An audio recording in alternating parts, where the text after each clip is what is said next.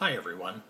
So my wife and I have been camping for the last week, and I had actually recorded some videos that I planned to upload while we were gone. And the pre-script to one of those was one of the things I'd noticed just at the end of having any kind of internet connection before we left, and that was that Vertical Cadence channel had apparently been shut down, and I, just sort of lamented that I hoped there was nothing serious that had caused that. I think he's a benefit to YouTube. He had, very clear and concise videos, well put together. He's a very thoughtful guy. I think he's a nice guy. And even outside of the presuppositional apologetic, I think YouTube can use sort of thoughtful content instead of these, cats jumping on trampolines or whatever. These viral videos tend to be the worst possible content, right? And we need more thoughtful content to expand the conversation. And, I've since found out what actually happened, and I'm not even sure what to think about it. I mean, obviously somebody did something untoward there. And I have watched the Wingnuts video where he talked about, well, what's wrong with that on your worldview, which I think is a crap argument. Just like Cy said during the Bible Thumping Wingnut Show episode that Vertical Cadence was on afterwards, saying, he saw the Cult of Dusty, and the Cult of Dusty had called him a terrorist, and he said, well, what's wrong with that? Crap argument. This has been covered. I mean, this has been covered so many times, it's ridiculous. And as I've said before, if people, once someone's had their argument shown to be fallacious, or someone's explained themselves, I wish people would stop using the argument after that point. And it's dishonest to do that. At any rate, I had recorded some videos, mostly on that episode of the Bible Thumping Wingnut Show, and I've watched them back, and quite frankly, I'm just terribly disgusted in the quality of them. Just my own inability to get my thoughts out clearly and concisely. So I'm probably not going to upload them. I do have one that I kind of like. I'm going to upload that. You'll see it. It's going to be on an interesting circularity. But I thought what I would do before I go to bed tonight is just quickly cut a video and give you an idea of one of the main topics that I was covering there that I think it doesn't get sort of addressed enough, and that is Cy's fallacy of false dichotomy. So he'll basically go into the debate, and it's sort of an either-or proposition. He'll undermine your basis for your worldview, or at least he thinks he is, and then just insert his assertion, which is what his argument is, and then it's, yay me, I win.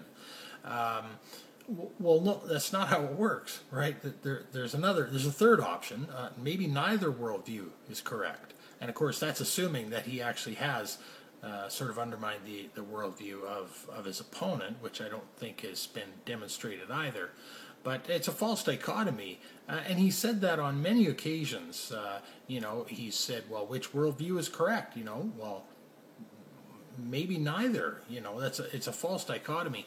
And, there's a few other little things through there. He loves to throw out logical fallacies at people.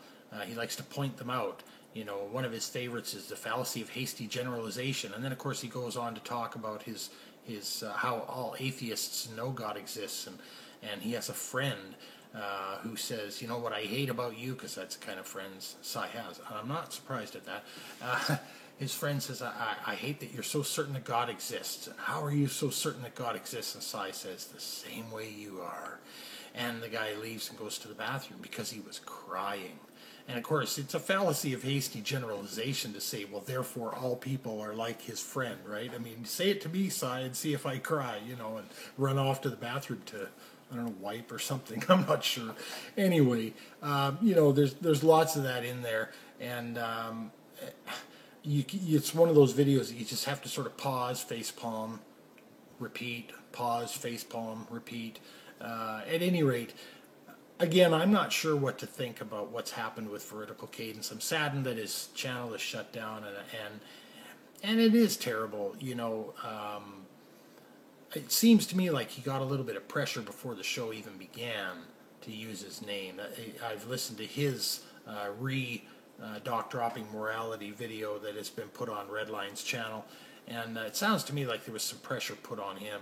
And what the wingnut's making a big deal about the fact that he was all flustered or something.